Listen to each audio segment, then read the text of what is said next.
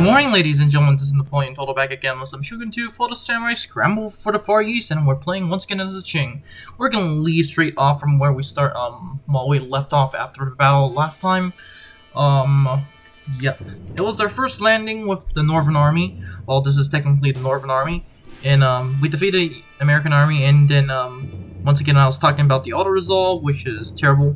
We're gonna just go straight for Wakasa. Our fleet is not in range, but there is a massive American army defending, and that's gonna be a problem from what I see. Our other army is just trying to get from from Korea to Japan, so that's gonna be better. We're gonna outright run them into Wakasa.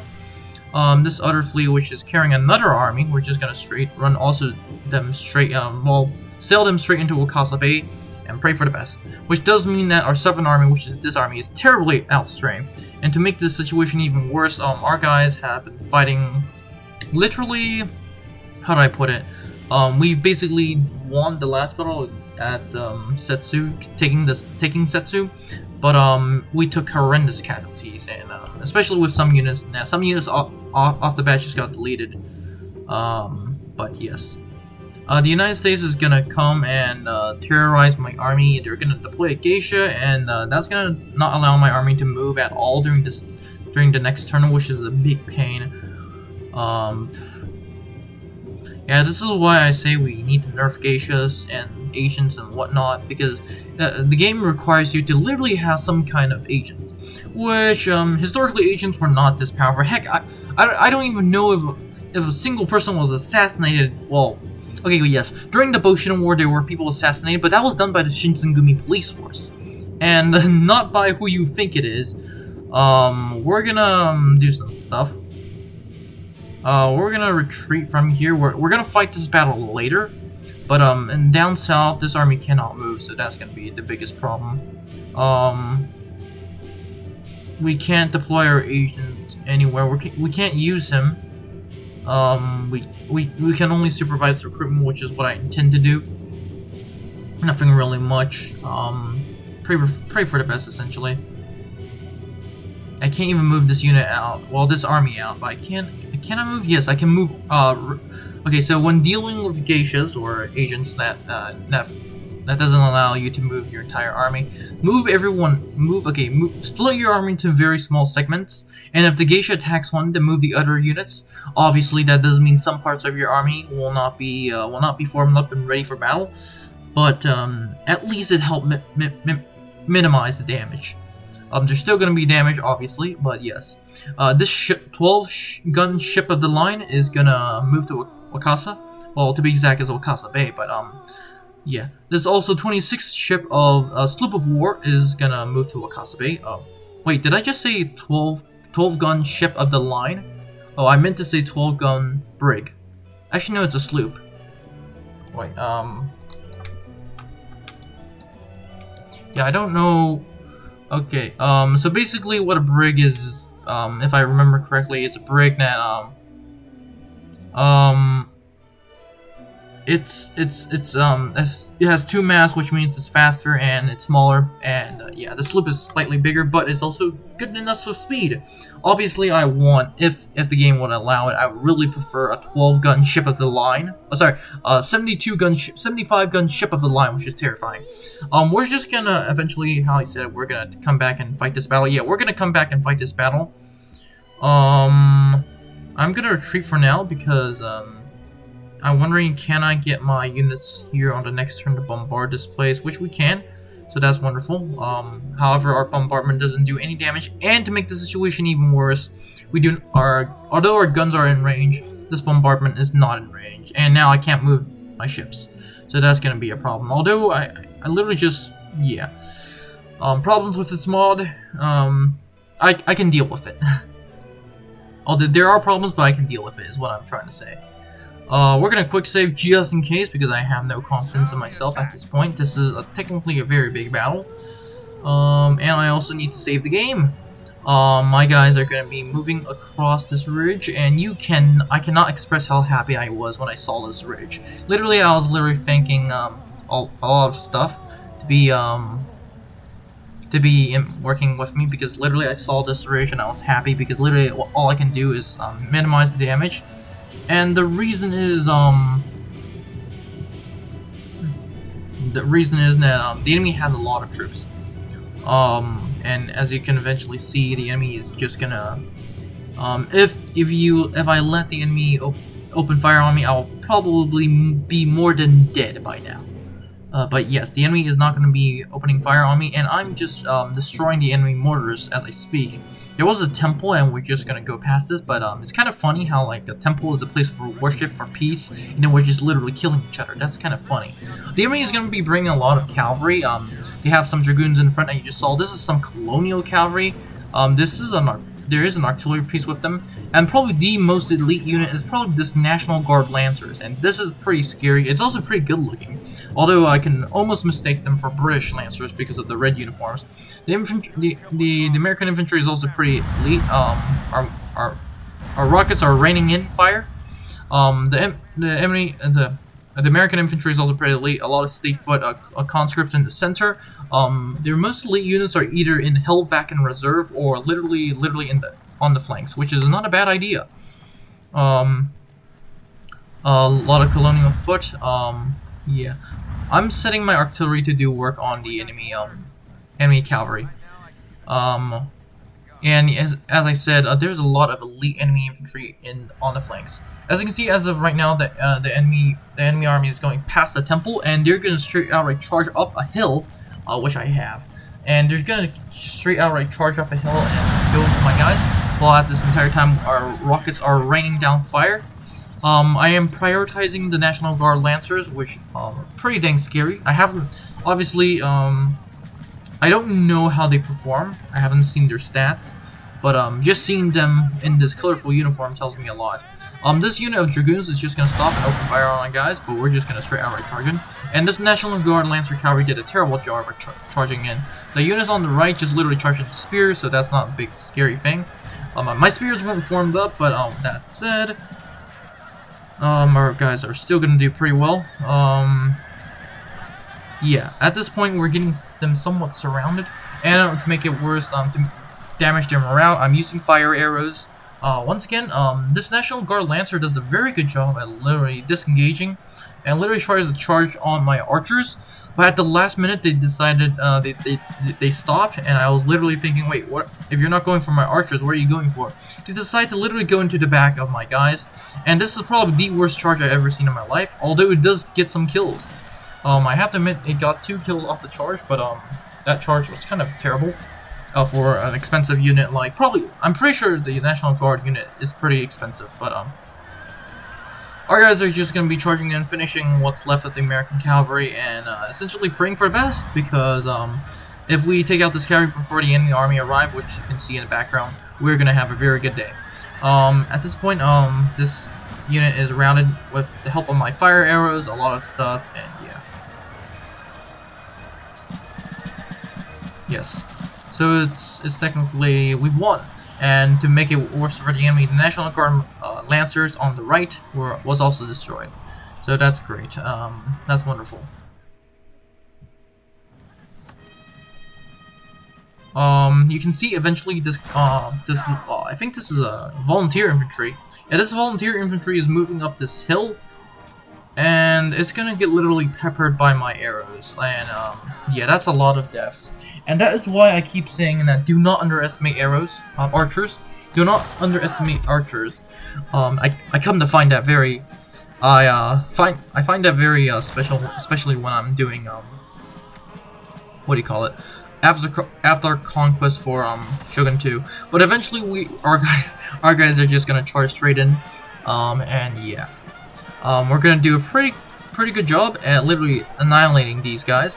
The same cannot be said against these state foot. This state foot is actually pretty decent. Wait, no, is this state foot? I'm pretty sure this is state foot infantry. But yeah. Oh wait, okay. Behind them are Montgomery Guards, which are pretty dang elite. They're on the same level as essentially, they're like the National Guard or the Republican Guard for the French. Although the French doesn't have a Republican Guard, the French has essentially the Old Guard.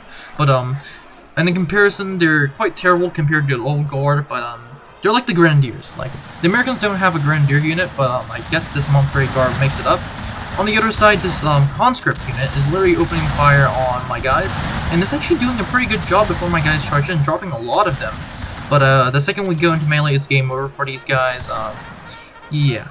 The reason why I'm still relying on these melee units is because these melee units, although they're how do I put it in a nice way? They're not that bad in melee. Actually, no, they're one of the best in melee. However, in terms of getting, in terms of, how do I put it? In terms of literally battles, in terms of literally, if this was a plain battle, I'll definitely be losing a lot of troops, a lot more troops, and yeah. But thankfully we have this hill, so we can use that. But yes, that's that. The reason why I'm using this unit is the reason why I'm spamming this unit is because it only has one upkeep. Now, I have to say, before I played the Qing, I thought one upkeep is pretty useful, especially because of the Qing has a terrible start position, only one province, and by now I'm thinking, yeah, it's a little bit overpowered. When I mean a little bit overpowered, I mean a lot. We're gonna automatically siege this place, and we're gonna continue the siege. We're gonna level this guy up, Zhao Guangting up. I hope that's how you say it. Either morale or the replenishment. I'm gonna choose replenishment, because technically these units have one upkeep, so most of them have one upkeep. The rockets have the most upkeep, but yeah. We're gonna assault this place, and we're gonna pray for the best. Our rockets. This fortress is basically, well, yeah, I eventually you guys see the fortress. In the front lines we have our rockets, some white banner border units. Behind them I have another unit of white banner border units, and behind them I literally have the units that were pretty banged up from the last battle, and we'll be essentially using them as reserve. Although the most veteran, well, not the most veteran, the most healthy units are in the front. At the end of this battle, you can see that eventually some of those guys are going to be whittled down. Although not enough, definitely not enough to get them whittled down to get them destroyed, is what I'm trying to say. But yes, our rockets are going to be opening fire pretty soon. Actually, no, they already have been opening fire, is what. Yeah, we're going to be opening fire right now.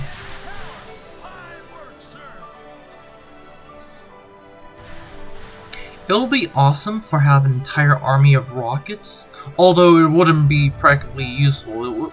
It's a bad idea. It's like what I'm trying to say. Rockets don't do that much damage. They do mostly damage to forts, so that's pretty good. This enemy fortress is basically the ones that you've been seeing again and again in my campaign. It's basically an outer wall that is pretty dang good, and an inner wall that's pretty that looks like a fortress, that looks like a castle, and the outer wall is basically like a, how do I put it, a wooden wall essentially. And because the outer wall is a wooden wall, I'm just gonna fire arrows at it, and that's gonna start fires. And when the fires reach 100%, the wall's gonna burn, and everyone's gonna die. So that's how I'm gonna do it. Yes.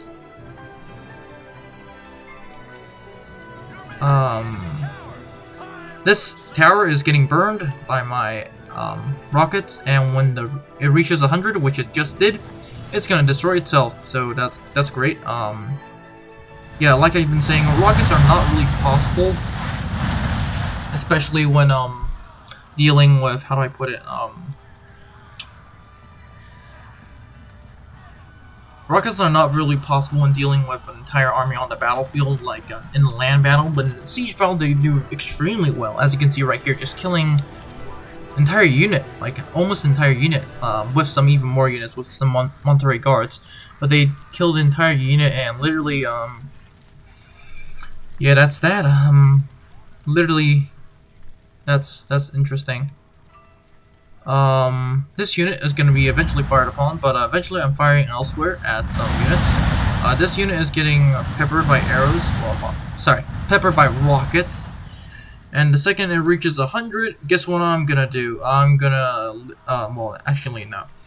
It's not what I'm gonna do. It's literally gonna explode and send these men to their deaths.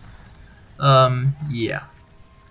There's one last unit that is, well, that is not, okay. This is not the one last unit. It is the part of the unit that was just destroyed. And that's eventually going to be problematic. There's some guys that survive somehow, like literally, but you always need to have survivors to tell the story, I guess. Yeah, other parts of the wall exploding, people dying, especially for this colonial foot. Yeah, that's pretty elite. Well, no, it's not pretty elite. It's just there, I guess. I'm eventually gonna send my guys up for a section of the wall that is unguarded, so that's great for me. And there's some units, although that most of the enemy units are pretty much destroyed, or if not destroyed, they're like so low on men that I haven't really. They didn't really stand a chance against my guys. However, the second tier of the wall, I haven't really fired my fire arrows on because there's not a lot of guys. But what units up there are pretty much elite. Oh, they're not elite, but there's just a lot of them, is what I'm trying to say. That does mean these guys are going to be shot upon as they run through. Not that it really matters because the enemy is firing from so far away and they're using guns from 300 years old. We're just going to annihilate the state foot infantry. And yeah, it's not gonna be looking pretty for them, especially when they have so low on numbers and I have so many guys coming straight towards them. And so yes, that's that. Not good looking at all.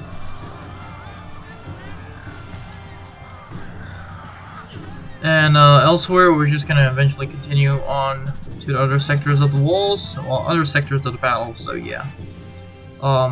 Eventually, the enemy decides to sally out on a unit to, I don't know what they're thinking, but they're gonna sally out and they don't even fire a shot off before I just literally charge at them, and that's wonderful for me.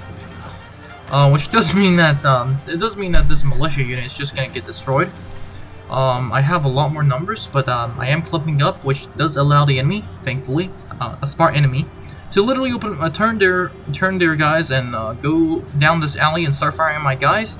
The only problem is that I've been reserving this the entire time, and I'm trying to tell one unit to go and attack those guys massing up, but for some reason the unit was either not listening to my orders or literally yeah, it's just charged right now, which took a long time. Just saying. Yeah, my guys are charging, and there's 2 units to be exact. And however, because they charge so late, they're gonna get a shot fired upon. It is pretty devastating because it's so close, but however, it's not as devastating as you would expect. Only a few guys in the first few ranks just get destroyed, but well, a few guys, but not a lot. And if I have to say again, if I was facing literally how do I put it? An actual, like a state foot, even a colonial infantry, I would probably get destroyed. Now, I've been giving colonial infantry a lot of slack, but for those that are new to the game, if you think colonial infantry are terrible, they're not. The only difference is that the only difference between state and colonial infantry is that colonial infantry literally have the exact same stats as regular infantry. However, they have 40 less men, so they have a unit count cap of 160, while the regular infantry has an entire cap of 240. Wait, no. Well, yeah, 200. And and in the Discord chat, which the Discord for Total Thoughts, which is literally in the link below, people have been asking, wait, so what's the difference? Well, the difference for me, in my belief, is that you can spam colonial infantry in the early stage, so you can get a lot of troops out. But that comes with a price in terms of upkeep, because you're paying Um, you're paying the same. You're paying upkeep. Okay, for example, this is definitely not the case, but it's like 875 for colonial infantry. Actually, no, it's 50. Wait, actually, no, it's 55. I think. I can be definitely 100% wrong, but for like regular infantry, just be like 60. Now you might be wondering, okay, but you're getting them out on one turn. However, that does mean that in the late game you need to physically have to swap out for essentially some elite for some state infantry. Well, sorry, some regular infantry because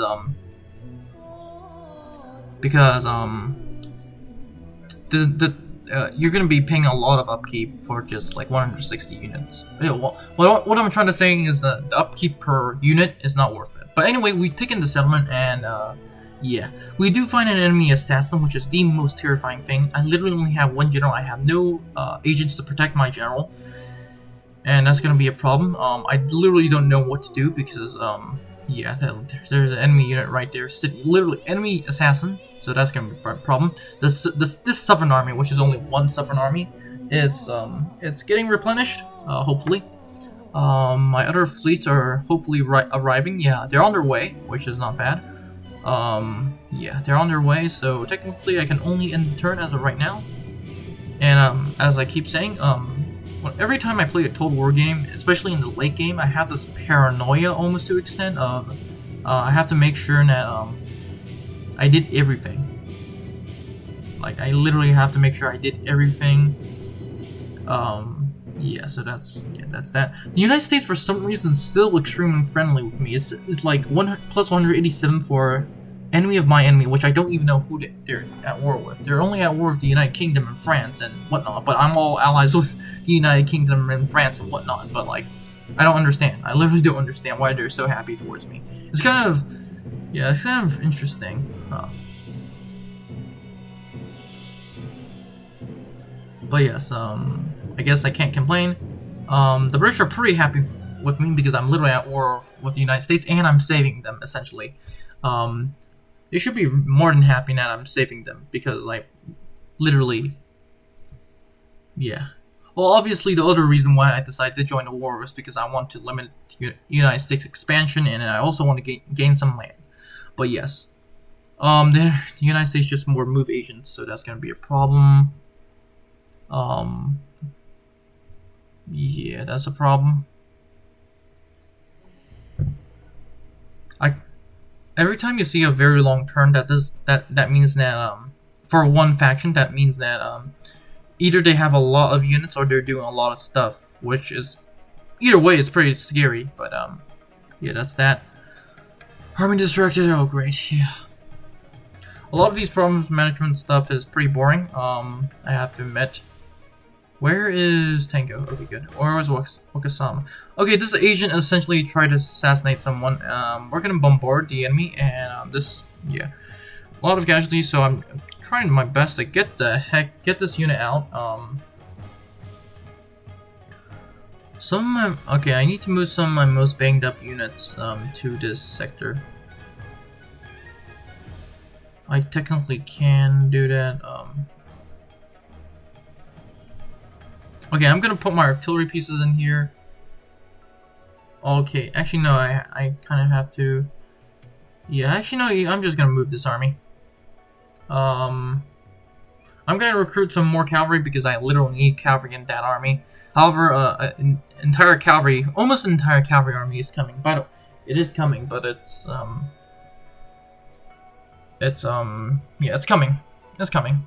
I am getting more ships, so that's wonderful. That is actually pretty good. I'll have this fleet join this with this fleet, so yeah, that's great. This army can technically move, although I wouldn't suggest it. I need my general because I need to give those guys replenishment. I also need to get them artillery support. This unit of Manchu Lancers can move, so that's wonderful. So yeah, the enemy could literally, yeah, okay, we're gonna challenge enemy agents to a duel, and we killed the enemy agent, so that's wonderful. And unfortunately, eventually you can see that this is the last time this dude will be firing anyone. This guy leveled up, which is great, but once again, I'm foreshadowing something, and that is, this is the last time we'll ever see this guy, at least on our side, and that's a pretty big giveaway of what's going to happen. That said, we do have a lot of stuff to deal with. That one of them is being literally the fact that our fleet is getting in position, and also we need to move our geisha, and what else? There's a lot of stuff. We have taken that province here and there, but that is a problem. I think I'm just rambling along of nothingness, and then yeah. This poor faction was literally at war with two of the biggest powers. Literally. Not that faction could really. Well, as of right now, these two factions are just the United States and Great Britain are just focused mostly on just killing each other. And you can see this geisha, the American geisha, just going to work against my agent. And I thought she was gonna kill him, and then I realized no, literally she just turned my agent against me. So that is the biggest problem I ever gonna have. Every time you see me produce an agent, it's literally it's literally gonna be problematic. Yeah. What's going on this turn? Yes. No surprise, enchanted. No revolts. Okay, the only revolts I see is actually in Setsu with a rebel army, literally. This dude left. I have to produce another one. I'm pretty sure he's more likely gonna be, because if there's a possibility that you get enchanted once, then there's definitely the possibility that you get enchanted twice. This rebel army is gonna be on the field. I'll have to fight it. Although from my previous experience playing as Prussia, rebels don't do a lot. They're quite weak, is what I'm trying to say. This army, bringing the second army here, is just gonna... I'm gonna send it to port. After it's at port, I'm gonna send my agents to harass the enemy. Where are my agents? Give me my agents. Agents, come here. Assassinate the first dude, who is the enemy agent, and he's pretty leveled up. But we wounded the enemy, so that's good. That's good. Not bad at all. I thought that was gonna fail, but yeah. Gonna send the second agent. Gonna send assassinate the geisha, and that one. Wait for it. That one also wound. Okay, not bad. Yeah, and the last agent is the British one, so we're not gonna be doing that. Increases in rank. This is the agent I had for a long time. He's only 29 years old. But anyway, we're gonna be. Okay, Echizen is held by our enemies. Who, well, no, not my enemy, but the enemy of the United States. So I am adopting a policy of, if you're the enemy of the United States, you're my ally. Which is kind of funny in the sense that that faction Kawanazawa is literally at war with not only the British but also the United States. So as whoever they are, they're pretty. They're in some tricky waters. This army is not really replenished, but I decided to get the heck away from these geishas. What else? Okay, Hinzu, I can recruit more troops, but why not? I'm gonna end the turn. My geisha is gonna be moving. And let's pray to God that our army doesn't get mauled by the enemy geishas. Or agents.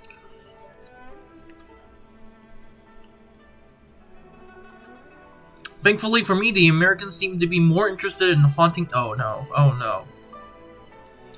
Well, that killed our military agent. Oh my God! This geisha literally just turned a British general against their own. Well, at least it's not my general. Okay, that's the only thing I can say. But yes, yeah, I killed in single combat. Oh my God! Wow! Just what did I do to this? I think that's the problem when fighting a Western nation. You have to be wary of the enemy geishas. The Northern Alliance just got destroyed. Well, actually, no, the Northern Alliance got destroyed a long time ago. Well, actually, no, the Northern Alliance I believe they just got destroyed, but that means Prussia is either Prussia or France, but I'm pretty sure it's Prussia. They're expanding away a lot. We're gonna be going for Omi, although I can technically destroy that army. This army is just gonna be. I don't want to deal with it because why not? We're not. I just realized this place has artillery shore batteries, so that's gonna be a problem. We're taking attrition, so we're just trying to get the ships out of there. We're gonna bombard the target, and we pretty much almost destroyed the military wharf, so that's great. We're gonna continue bombarding the target.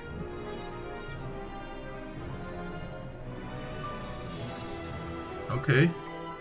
And so basically, I think from my experience that if you put all your ships up in one massive fleet, it does more damage. But that said, we're just gonna keep moving on to Kawachi. Oh great! We have an enemy army, and yeah. But anyway, that is for the next episode, so have a great day, guys, and I'll see you in the next one. Bye! Now before you leave, I would like to thank you very much for watching this video. I would be honored if you could like and subscribe to the channel. Remember, more videos are coming out, so it is a good idea to click on that notification button. Anyways, have a great day, and I'll see you in the next one.